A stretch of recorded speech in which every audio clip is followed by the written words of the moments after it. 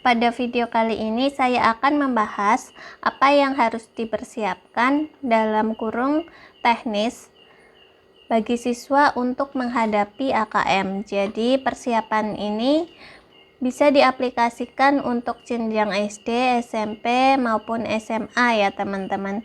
Dan tujuannya misalkan kita sebagai seorang guru, kita bisa memberikan arahan kepada siswa kita apa yang harus mereka persiapkan untuk menghadapi AKM.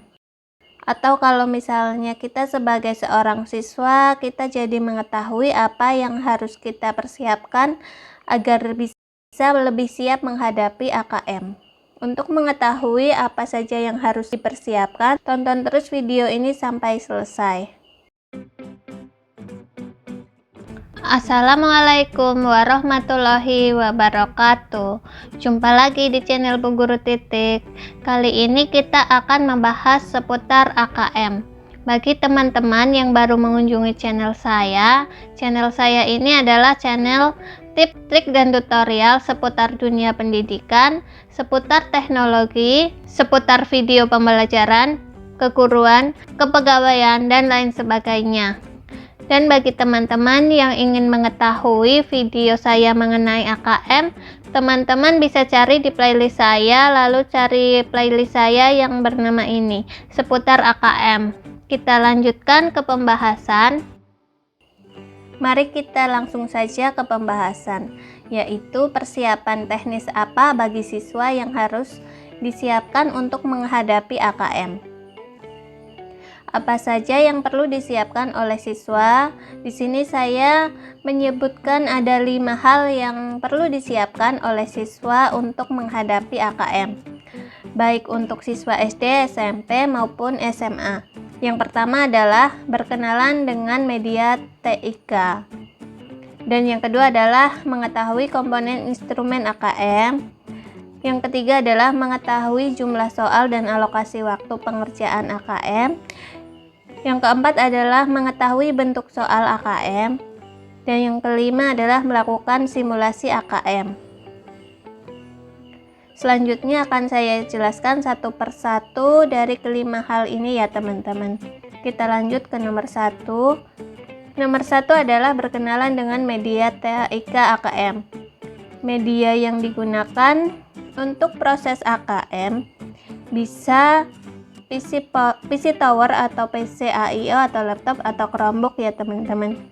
Jadi bedanya PC Tower dan PC AIO itu biasanya PC Tower itu dia ada CPU-nya ya teman-teman seperti ini. Lalu kalau AIO itu biasanya CPU-nya itu menggabung di monitor. Jadi PC AIO itu terdiri dari monitor, keyboard, dan mouse. Lalu yang ketiga adalah laptop. Lalu keempat adalah Chromebook. Bedanya laptop biasa dengan Chromebook itu, kalau laptop biasa itu dia ada Windows-nya teman-teman. Dan biasanya kebanyakan laptop itu belum touchscreen. Lalu untuk Chromebook itu biasanya sudah touchscreen. Jadi untuk melakukan persiapan teknis jadi berbeda apabila menggunakan laptop ataupun Chromebook. Kita lanjutkan saja untuk persiapan secara teknis bagi siswa yang menjalankan AKM menggunakan media laptop, PC AIO ataupun PC Power adalah belajar mengoperasikan ini, mouse dan keyboard. Mungkin bagi siswa yang levelnya sudah SMP maupun SMA sudah terbiasa dengan keyboard dan laptop ya teman-teman.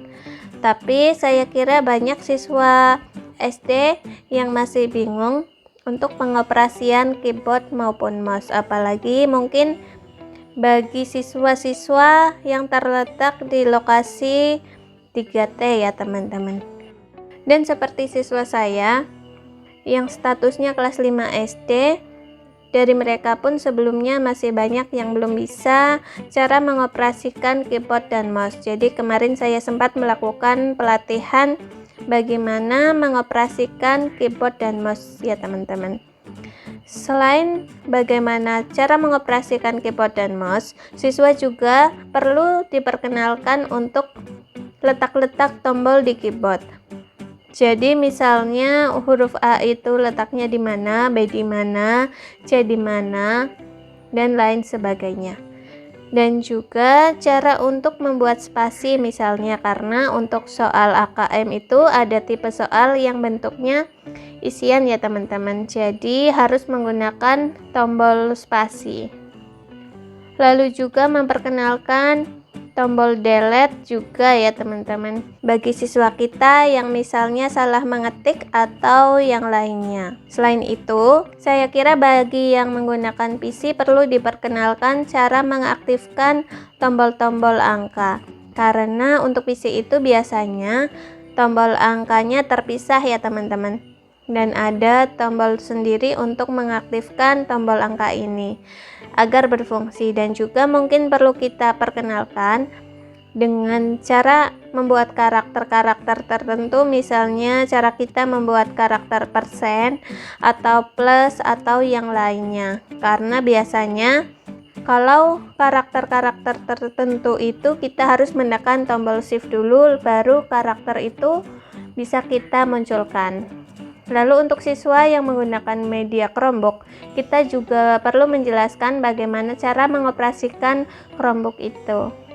Karena untuk Chromebook itu selain bisa menggunakan mouse dan keyboard, Chromebook juga memungkinkan siswa untuk menggunakan layar sebagai touchscreen ya teman-teman. Atau tipe layarnya itu layar sentuh. Jadi siswa kita bisa menjawab pilihan ganda dengan cara langsung menyentuh di layar Chromebook-nya. Kita juga bisa mengidentifikasi kemungkinan nanti siswa kita akan menggunakan laptop atau PC teman-teman.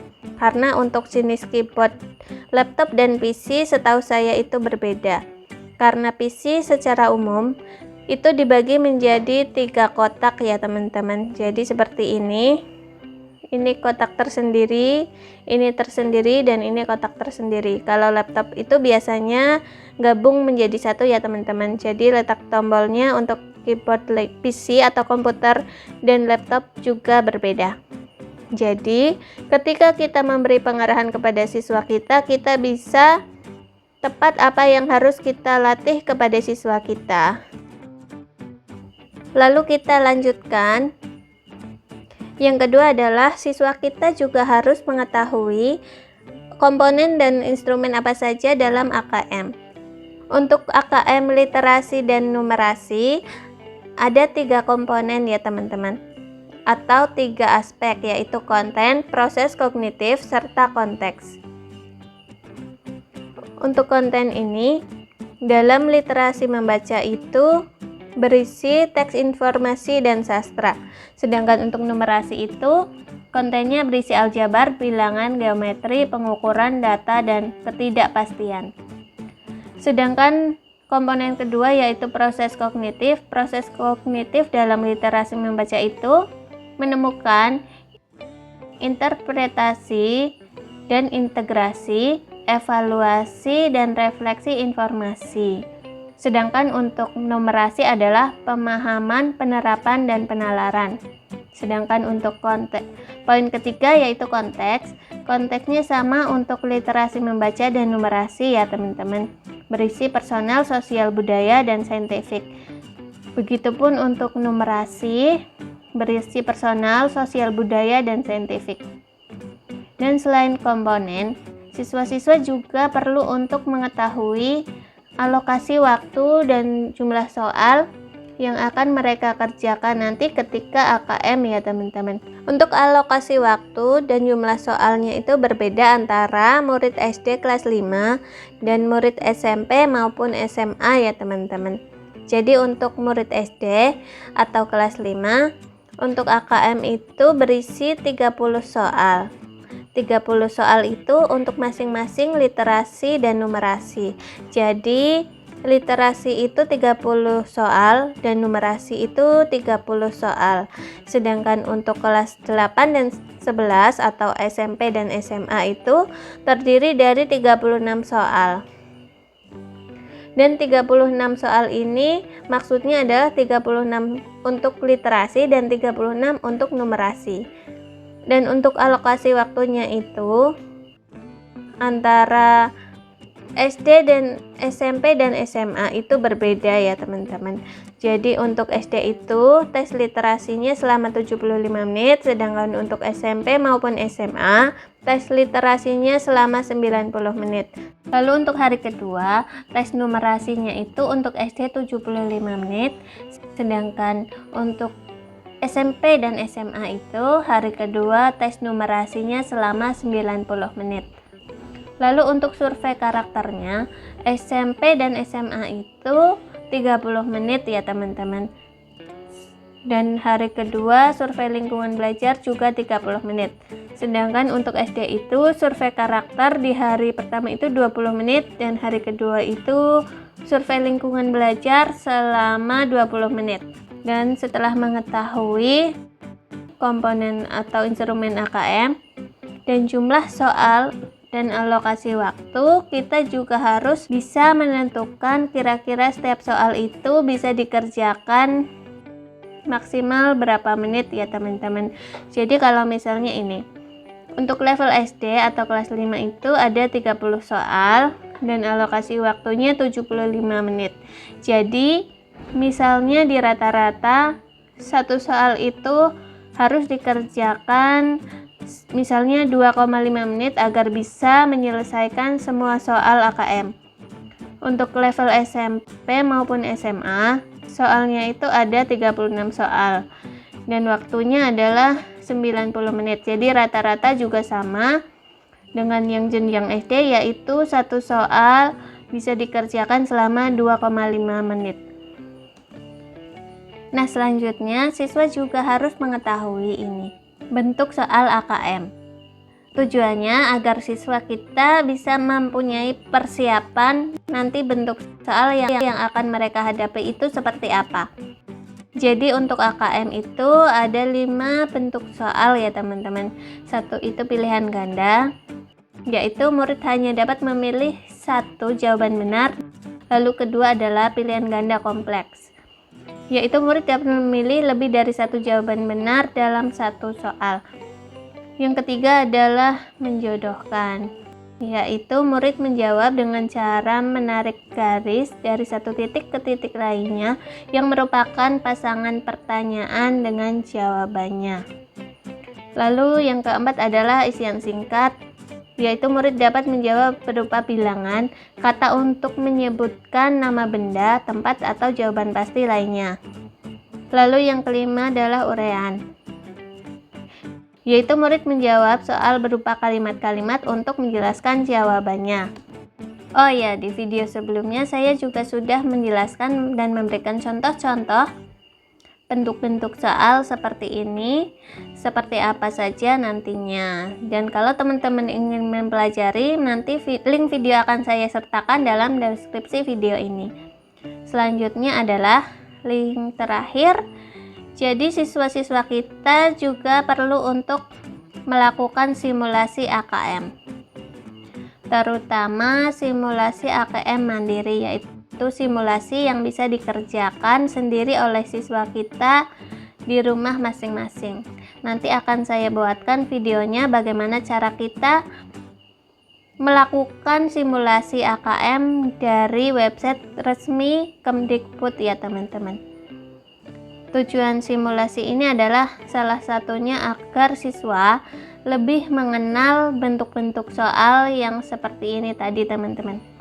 Lebih mengenal atau bisa mengetahui bentuk soal dari kelima ini seperti apa. Jadi misal seperti ini. Ini saya screenshot dari contoh simulasi AKM dari Kemdikbud. Di sini ada soal pilihan ganda kompleks. Jawaban benarnya lebih dari satu. Jadi di sini saya bisa centang 2. Kita bisa mencentang 2 jawaban. Lalu yang di sebelah ini adalah pilihan ganda biasa. Kita hanya bisa memilih satu jawaban. Biasanya bedanya pilihan ganda biasa dengan pilihan ganda kompleks adalah simbol di depannya. Kalau ini pilihan ganda kompleks, pilihannya itu persegi, lalu pilihan ganda biasa di simbolnya di depannya itu lingkaran seperti ini teman-teman. Lalu untuk pilihan ganda biasa juga bisa berbentuk seperti ini, yaitu pilihan benar salah. Dan pilihan benar salah itu siswa kita hanya bisa memilih satu, tidak bisa memilih lebih dari satu, karena soal benar salah itu termasuk soal pilihan ganda biasa.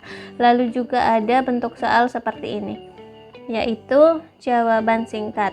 Dan ini adalah soal urean atau jawaban panjang. Biasanya untuk bedanya jawaban singkat dan urean, jawaban panjang itu kotaknya berbeda. Kalau jawaban singkat biasanya kotaknya kecil, kotak kolom jawaban itu kecil, kalau urean itu lebih besar. Lalu bisa juga tipe soalnya akan berbentuk seperti ini, menjodohkan. Jadi nanti di sebelah kiri dan di sebelah kanan harus kita jodohkan antara pertanyaan dan jawaban. Nah, nanti juga akan saya buatkan bagaimana langkah untuk melakukan simulasi di website resmi Kemdikbud. Demikian video dari saya kali ini. Oh ya, bagi teman-teman yang belum subscribe, mari dukung channel saya dengan cara subscribe dan nyalakan notifikasi loncengnya agar mendapatkan pemberitahuan terbaru dari saya selanjutnya. Semoga bermanfaat. Wassalamualaikum warahmatullahi wabarakatuh.